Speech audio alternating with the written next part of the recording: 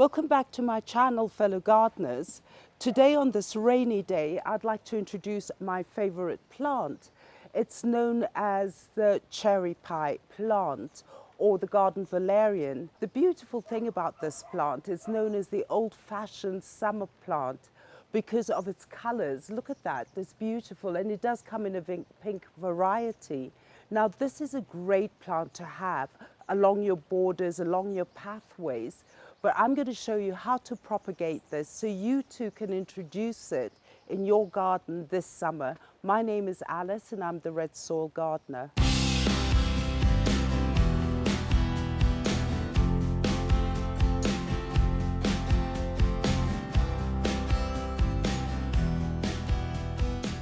Now, this beautiful plant of mine, which flowers all the time, the thing about it is the blossoms. On every end of each branch, you do get flowers.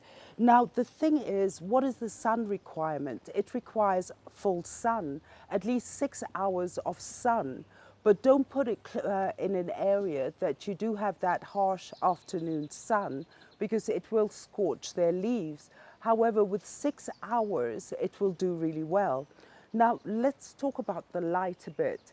Before, when I did have this plant, and it was quite small, I did put it underneath my morning glory tree, and it was in shade. Now, what happened when it was in shade, I didn't get blooms, and it started growing lanky. Now, once I did remove it and brought it here where we get the morning sun, but the afternoon sun doesn't really hit this area, it's blooming all the time.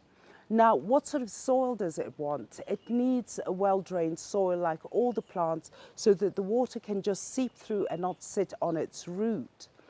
What sort of watering does it want? Is basically you need to have it evenly moist, the soil, but then it'll do well. But don't overwater it because it will die.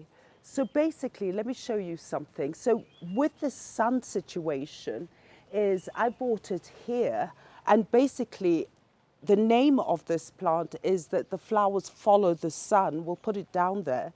So it started blooming a lot. But my problem is at the back of it here is the flowers seem to be going towards the sun, but I need to get more foliage here. Now what I need to do is actually go here and pinch it. We've learnt about pinching, where you remove the buds at the end of the branch, just like that, a simple pinch, like that. And what happens when you do pinch the plant, it will start branching out and you will get more branches and it will get fuller. Another thing that I should have done is continually turned it around for a week or two so this part can actually get the full sun. And once you've done your pinching, it'll get fuller on this side. So then you get this amazing bush with all those beautiful flowers. As I mentioned earlier, that from every branch at the tip is where the flowers do form. Now, another idea is we do deadhead. So now deadheading is actually you remove the spent flower, as in here, this flower has finished. So what I do is in the evenings, I just simply go and I throw these dead flowers. So you could actually do that and you get more blooms. And so just go into your plant, look for where the flowers are spent, as in here, and then all I do is just remove it. And once you do remove these spent flowers, what you do to the plant, it starts thinking, oh gosh, I need to produce more blooms in order to go into seed production, in order to be able to replicate myself. So what happens, it goes into seed production. And once it does go into seed production, that's the whole sense of a plant's reproduction and creating more babies. This plant does actually, once I do turn it around, I will have my bush of my cherry pie plant or valerian. is that what you could do is that if it is in a situation that it does get too big, is sort of midsummer or towards the end October, is that once the plant is too big, you can actually, if it's too lanky and these start falling, these branches, do cut it down to half the size, and in that way it'll start sprouting again. And what you've actually done is rejuvenated the plant, and you will get it more bushier, you will get more blooms, and this will carry you forward. Blooming time for this plant in the northern hemisphere is summer, and it goes into fall. So it is a lovely plant, and I will show you how to propagate it. What you need to do is get your cuttings, and usually this should be done early morning or in the evening when the temperatures are cool. So what you need to do is, especially with this one, you can actually collect the seeds, but I've never tried it. But stem cutting for me is the easiest, and it does happen very quickly.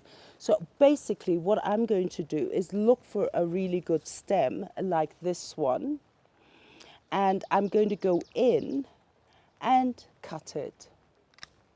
So now what we have is our cuttings, and actually it's such a lovely day with the rain. So actually getting my cuttings instead of very early in the morning, we're able to do the cuttings now because it's much cooler. Now what I have is I have 3 nodes here. The first node, if you notice, I do have a flower happening, and the first thing you need to do is get your scissors and remove the flower, because you don't need that flower, because it's going to take a lot of energy, because it's just starting to bloom. It'll take more energy to produce itself than go into the rooting, so we don't want the flower. So now here what we simply do is, because that is the node here, the thing is that the node is where the leaf actually comes from. And once you do remove that leaf, this is where the growing hormones are actually produced. And so that is where you're going to get the rooting. So what I'm going to do is, we removed the bud or the flower. I'm just going to remove these bits here, because we don't want so much energy to be wasted on the leaves. So it's just basically remove the leaves. So what I'm left with is this stem. So with this stem, what I'm simply going to do for propagation purposes is take it, and I have moist soil, and if you look at the soil that I have, is really well draining. I've got pumice in there, I've got organic matter, and I always use this sort of potting soil, especially when I'm doing a propagation, but keep the soil really moist right through the propagation. So what I do is I simply take my plant and just ensure that you submerge all the node in the soil, because as I said earlier, that is where, and from each node, that's where you're going to get your rooting. So that is one propagation. Now we do another one. Again, similar. I have a flower happening. We don't want the flower. Again, I'm going to remove these leaves here, just simply like that. And we know now that the leaf, where the leaf is joined to the stem, that is your node, and that is where you're going to have your rooting happening. I think this one's a bit too tall. So I'm just going to cut just below the node, like that, just here. And then once I do have that, all I do now is to ensure that I submerge that node into my potting soil, just like that, simple. And I may even take some of this and just snip it, because all you need the leaves to do is actually produce, through photosynthesis, it'll feed the plant while it's propagating.